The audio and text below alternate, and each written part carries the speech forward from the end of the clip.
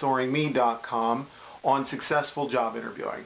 Now, in terms of why we even need to talk about the different types of interviews, I think that it gives job seekers more confidence going into an interview if they know what to expect. As far as the interview process as a whole, I would suggest just asking up front what the recruiter can tell you about the interview process. But whether they tell you or not, here are some things you should know about different interviewing types. First one, telephone interviews. We talked about it in another online video. It's basically meant to screen somebody real quickly over the phone before putting forth the effort of bringing them in and setting up interviews with different people. And so if you have more questions on telephone interviews, just see that online video. Group interviews. Group interviews are where they take several job seekers in a large group and bring them in and make a presentation. Maybe one, maybe two different representatives from the organization make a presentation.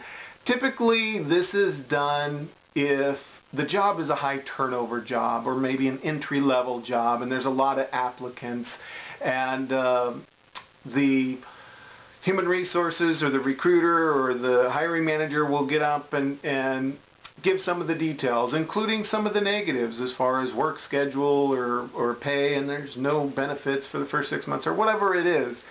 And then tell the group, anybody that's not interested right now, you're more than welcome to go ahead and leave. Anybody that wants to stick around, we'll go ahead and interview you. Now, it's good to know just from the standpoint of why are they doing a group interview. It's because they go through a lot of people, and that's something for you to think about and kind of question. It's not that it's not the right job for you at the time. It's not that it's not a good job, but it is something for you to keep in mind and question.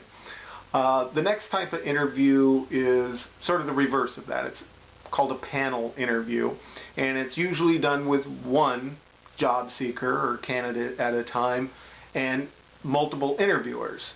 You may have 3, 4, 5 people sitting at a desk or a conference table, and you're on the hot seat. And they're going to take turns asking you a variety of questions.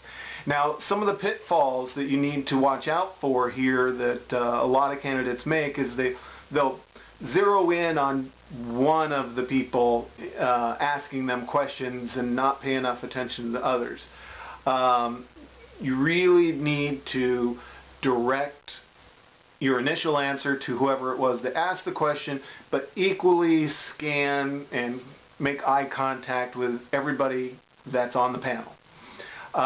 Typically, this type of interview you would do if you want to make a quick hiring decision as an employer. We don't want to take the time to keep asking them to come back, so let's get all the decision makers together. Let's have them meet them, the candidates at once, and then they can all conference after the person leaves or at the end of the day about what they thought of the person in the interview and make a decision. So it could be a quick hiring decision if you're dealing with a hiring or a panel interview. The next type of interview is just a one-on-one interview, and it's done in steps. A lot of people are familiar with this. You would come in face-to-face, meet with, say, the recruiter. If you did well enough on that interview, they'd give you a call and invite you back. You would maybe meet with the hiring manager. If you did well on that, then you would come back, maybe meet with the hiring manager's manager, and so on and so forth, how many steps they have, and eventually they would weed down the field to their final selection.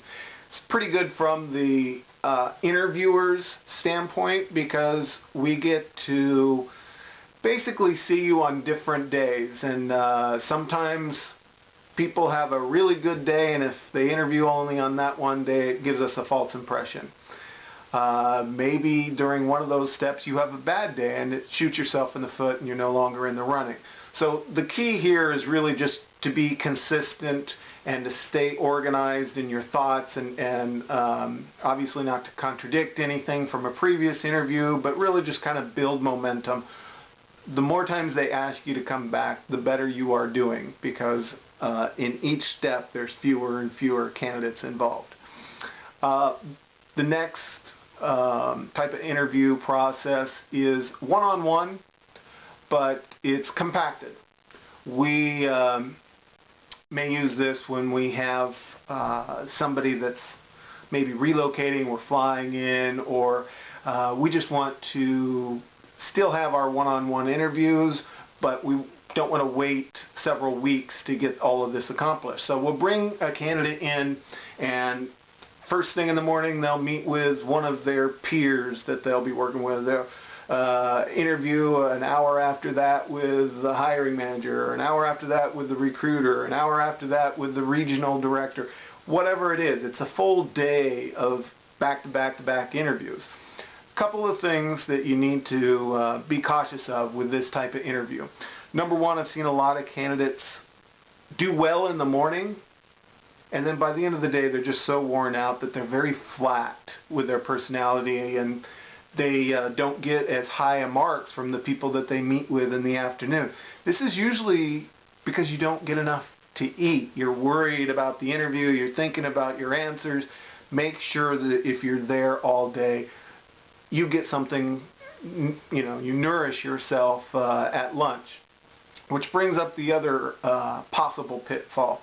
A lot of times what we'll do in that scenario is we'll have one of the people in the interview decision-making process take you to lunch.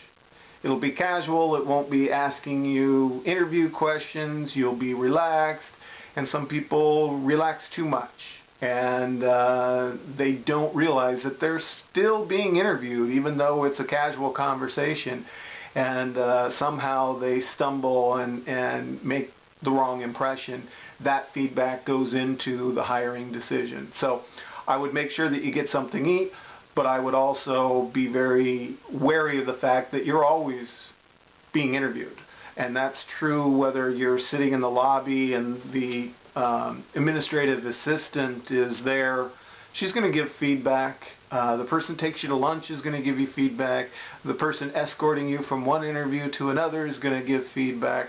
So you need to be interviewing all of the time. Another one, just a quick mention, a one-on-one interview. This is particularly done with smaller companies. One-on-one interview with one person, one time, then a decision is made.